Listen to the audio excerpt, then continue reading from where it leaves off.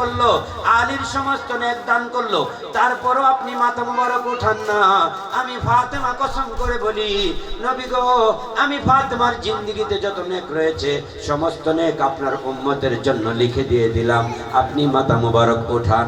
আল্লাহর নবী এখনো যখন মাথা মুবারক উঠায় না, মা ফাতেমা কাঁদতে কাঁদতে বলে, ইয়া রাসূলুল্লাহ, আবু বকরের নেক দিল, ওমরের নেক দিল, আলীর নেক দিল, আমি ফাতেমার নেক দিলাম, তারপরও তুমি তোমার উম্মত নিয়ে বিদ্যুতে আছো, ভয়ে রয়েছো। আল্লাহর কসম, তুমি সাক্ষী, আমি আমার আদরের সন্তান ইমাম হুসেন হাসানকে তোমার উম্মত উদ্ধার করার জন্য, হাসরের ময়দানে তোমার উম্মতকে উদ্ধার করার জন্য আল্লাহর পথে আমি আমার কলিজার টুকরা ইমাম হুসেন হাসানকে কুরবানি করে দিলাম। সুবহানাল্লাহ।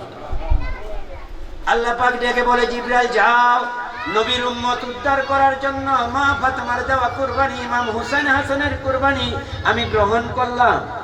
আর আমার নবীকে বলে দাও, নবী যেন মা ফাতেমার সাথে চলে যায়। যদি এখনো নবীর মাথা না উঠায় না যায়, মা ফাতেমা যদি আরেকবার কোনো আরজি করে, যদি দুনিয়া কিয়ামত করতে বলে, তাও আমি করব, কিন্তু ফাতেমাকে আর আমি খালি হাতে ফিরাতে পারবো না। সেই কুরবানিটা এই আগামী 2 মাস 2 দিন পরেই এই মাসটা শুরু হবে। এটাকে মুহররমের মাস বলে, যে মাসে ইমাম হুসেনকে কারবালার ময়দানে একদল টুপিওয়ালা, কথায় কথা সে উপর দিকে ছেপ পালালে নিজের উপর পড়ে, একদল টুপিওয়ালা, এরাও পাগড়িওয়ালা ছিল, এরাও নামাজ পড়তো, এরাও কোরআনের হাফেজ ছিল। তারা ইমাম হুসেনকে কারবালার ময়দানে নির্মম নিষ্ঠুর ভাবে 72 জন সঙ্গের সাথী সহ তারা শহীদ করেছে। আমরা বলি নাউজুবিল্লাহ। এ ভাইরা আমার, মক্কা শরীফে এইবার যখন হজ হয়, আমি প্রায় 3 দিনই অনলাইনে ছিলাম দেখার জন্য। আমার খুব ভালো লাগতেছিল, অবসর ছিলাম তো।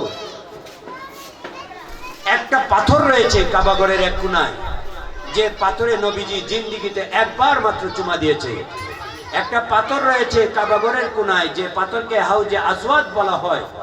এই আসওয়াদ পাথরে নবীজি জিন্দেগিতে একবার চুমা দিয়েছে।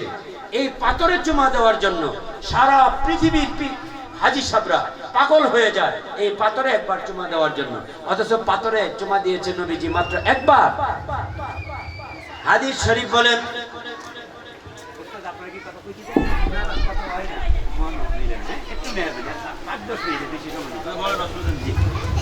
হাদিস শরীফ বলেন, মা ফাতেমা রাদিয়াল্লাহু তাআলা আনহার কাছে ইমাম হুসাইন এসে বিচার দিলেন, মাগো আপনার কাছে বিচার। আরব জাহানের যত মুরব্বী আছে, নানা আছে, দাদা আছে, চাচা আছে, তাদের সামনে যখন আরবের কোনো ছোট্ট বাচ্চা যায়, ছোট্ট বাচ্চাকে কপালে চুমা দিয়া আদর করে, গালে চুমা দিয়া আদর করে, হাতে চুমা দিয়া আদর করে, কিন্তু আমার নানার কাছে আমি যখন যাই, আমার কপালে চুমু দেয় না, আমার গালে চুমু দেয় না, আমার হাতে চুমু দেয় না, জোর করে টেনে নিয়ে আমার গলার মধ্যে চুমা দেয়। কোথায় চুমা দেয়? কোথায় চুমা দেয়? কত হাজার বার যে মাওলা হুসাইনের গলায় চুমা দিয়েছে তার কোনো ঠিক নাই।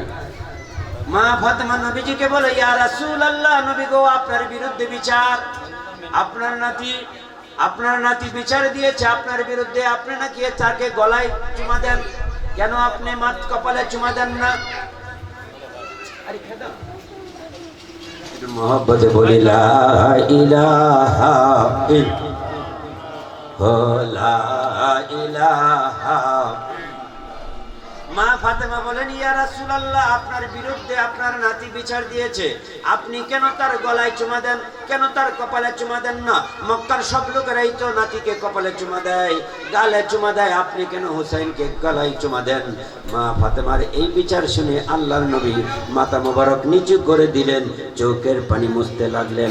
মা ফাতেমা কয়, ইয়া রাসূলুল্লাহ, বুঝলাম না, বিচার দিয়েছে আপনার বিরুদ্ধে, আপনি কেন উত্তর না দিয়ে চোখের পানি মুছতেছেন? মা ফাতেমা, আল্লাহর নবী বলে, ফাতেমা রে, এর রহস্য যদি বলি তোমার বড় কষ্ট হবে, কই শুনতে চাই? মা ফাতেমা বলে, আমি শুনতে চাই। আল্লাহর নবী কই, তুমি জানো না, কারবালা নামক জায়গায় একদল মুনাফিক মুসলমান এজিদের দল আমার হুসাইনের গলার মধ্যে তলোয়ার চালাইয়া দিবে রে মা, এই জন্য হুসাইনকে দেখলে তার গলায় চুমু দিতে মনে চায়। সুবহানাল্লাহ। একবার পাথরে চুমা দেওয়ার কারণে সারা পৃথিবীর মানুষ যদি হজে গিয়ে ওই পাথরে চুমা দেওয়ার জন্য পাগল হয়ে যেতে হয়, যে গলায় হাজার হাজার বার নবীজি চুমো দিয়েছেন, সেই হুসাইনের গলায় চুমোর খবর কি? আর মাত্র কয়েকদিন সেই গলায় তলোয়ার চালিয়ে নির্মম নিষ্ঠুর ভাবে নির্যাতন করে ৭২টা তীরের আঘাত করে কারবালার ময়দানে এই সুহাদায়ে কারবালা আমাদের সামনে। আর 2 দিন পরে মুহররম শুরু। অনুরোধ করবো বাবারা, ভাইয়েরা, যারা সাউন্ড শুনছেন, আমরা কারবালার প্রেমে প্রেমিত হই।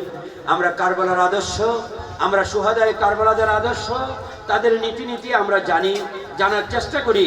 আমরা মাওলা হুসাইনের প্রেমে আকর্ষিত হই।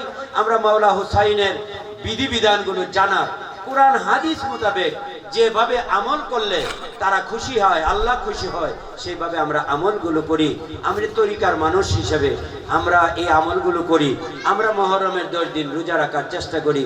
আমরা মাছ মাংস থেকে একটু বিরত থাকার চেষ্টা করি। এটা আপনাকে করতে হবে তা না ভাই, আমি জানালাম মাত্র।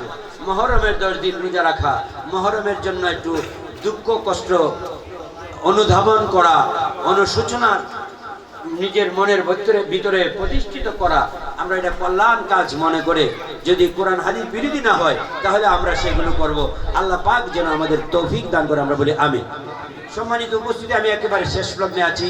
একটি কথা বলে শেষ করব। আপনারা কিছু কথাটা আমার উত্তর দিতে হবে। সেটা হলো এই: আল্লাহ পাক নামাজ পড়েন, আল্লাহ পাক রোজা করেন, আল্লাহ পাক হজ করেন, আল্লাহ পাক যাকাত দেন, এমন কোনো কথা আমরা কোরআনে পাই না। কিন্তু কোরআনে একটা জিনিস আমরা পাই। পবিত্র কোরআনে পবিত্র কোরআন সূরা আহজাবের 56 নম্বর আয়াতে আমরা দেখি আল্লাহ একটা কাজ করেন।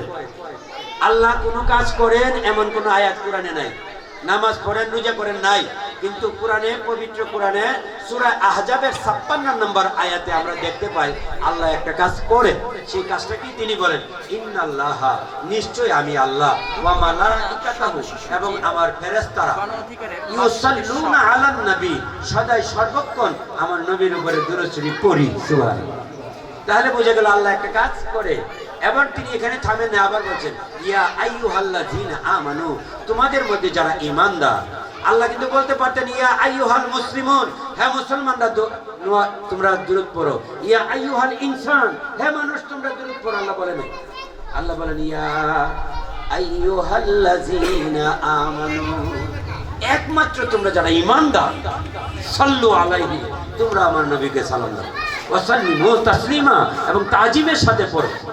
এই তাজিমের নামে আমি তরিকতের মানুষ হিসেবে দাঁড়াইয়া কিয়াম করি, কিন্তু এটা এমন নয় যে দাঁড়াইয়া কিয়াম না করলে হবে না, এমন না যে বৈশা বৈশা করতেই হবে, এমন না যে দাঁড়ায় দাঁড়ায় করতেই হবে। যদি কেউ বলে না দাঁড়াইতে পারবেন না, তাহলে আমি দাঁড়াবই।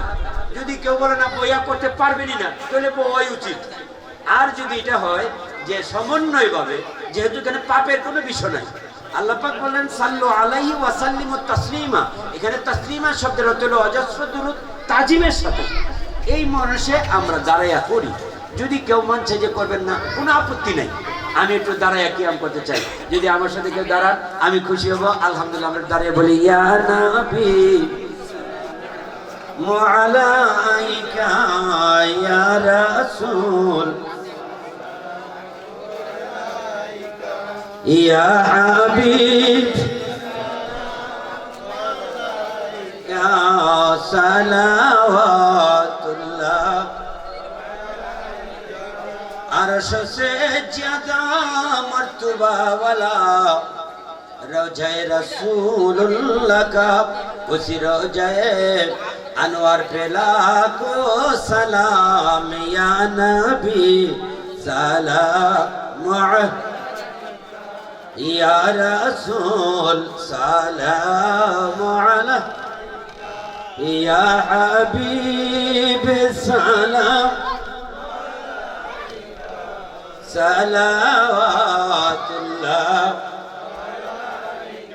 सय्यदी या रसूल अल्लाह, दर्द या हबीब अल्लाह, ও নবী আমাদের মরণের কালে আপনাকে সামনে পেলে থাকবে না মরণ যন্ত্রণা, এটুকু আশিকের কামনা।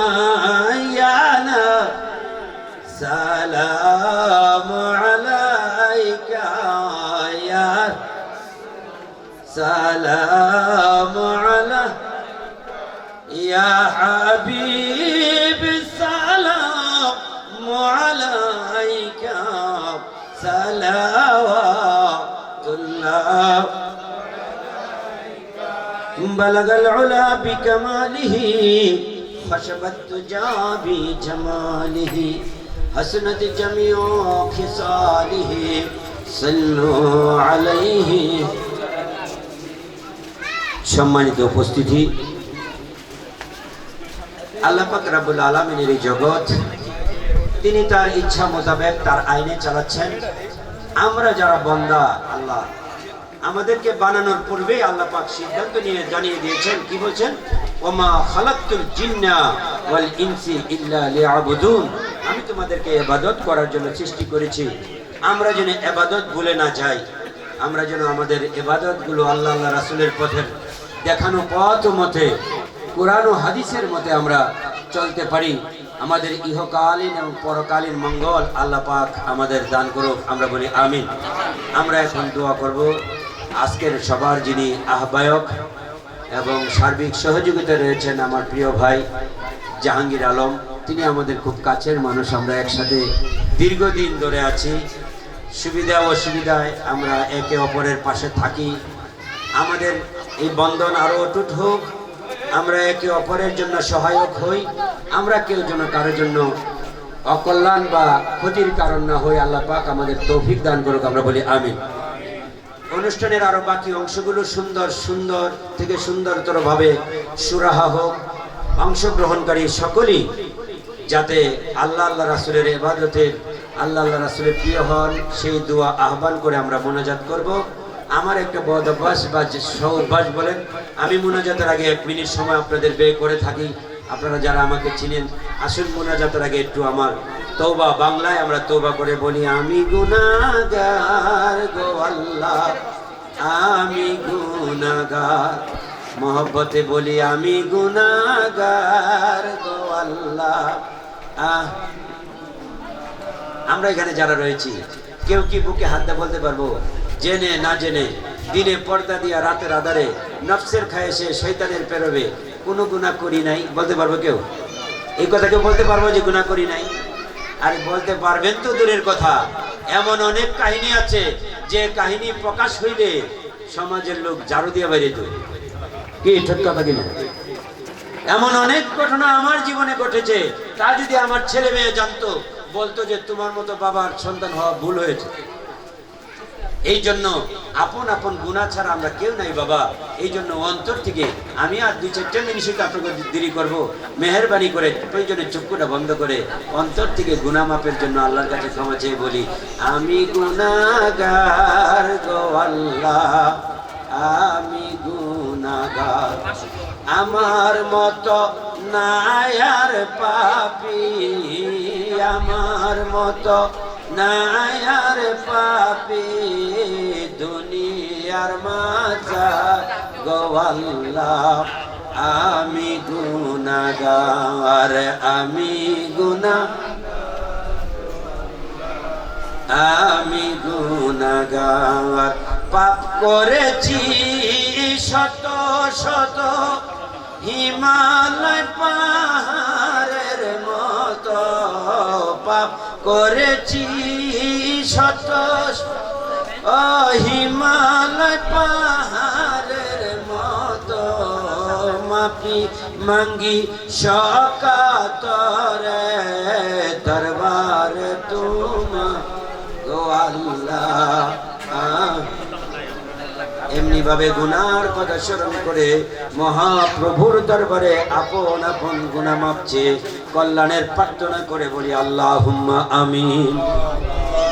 আসসালাতু ওয়াসসালামু আলাইকা ইয়া রাসূলুল্লাহ, الصلاة والسلام عليك يا حبيب الله ربنا ظلمنا أنفسنا وإن لم تغفر لنا وترحمنا لنكونن من الخاسرين ربنا لا تحملنا ما لا طاقة لنا به واعف عنا واغفر لنا وارحمنا أنت مولانا فانصرنا على القوم الكافرين আল্লাহ পাক পরওয়ার বেনিয়াজ মাবুদ মেহেরবান এই দুনিয়ায় এরকম রাজনীতিক হাজার হাজার প্রোগ্রাম হয় কয়টা প্রোগ্রামের পূর্বে তোমার নবী তুমি আল্লাহ তোমার